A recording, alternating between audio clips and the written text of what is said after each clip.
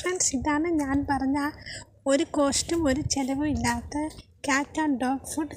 ഇത് നമുക്കെല്ലാവർക്കും അറിയാം, ചിക്കൻ ഷോപ്പിൽ കിട്ടുന്ന ചിക്കൻ്റെ കാലും തലയൊക്കെയാണ്. ഇത് നല്ലപോലെ ക്ലീൻ ചെയ്ത് ക്യാറ്റ്സിനും ഡോഗ്സിനും അതുപോലെ പേർഷ്യൻ ക്യാറ്റ്സിനും വരെയും കൊടുക്കാൻ പറ്റും. പിന്നെ കിറ്റൻസിനും കൊടുക്കാൻ പറ്റും.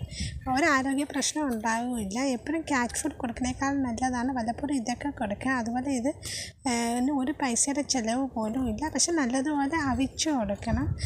ഇതിൽ മഞ്ഞൾപ്പൊടിയും കൂടെ ചേർത്ത് പ്രഷർ കുക്കർ ഇട്ട് ഒരു 20 മിനിറ്റ് വരെയെങ്കിൽ വിസിൽ വെക്കണം.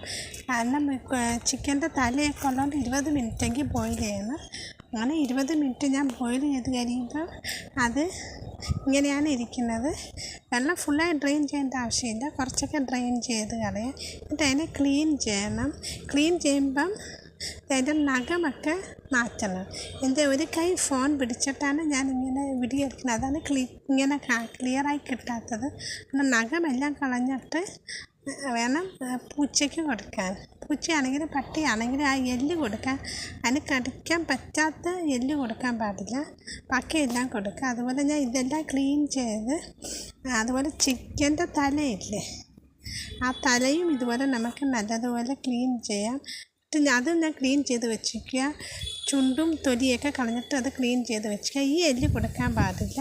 അപ്പോൾ അത് പൂച്ചയ്ക്ക് ഒരുപാട് ഇഷ്ടമാകും. അപ്പോൾ ഇത് നിങ്ങളും കൊടുക്കണം നിങ്ങളുടെ പൂച്ചയ്ക്ക്.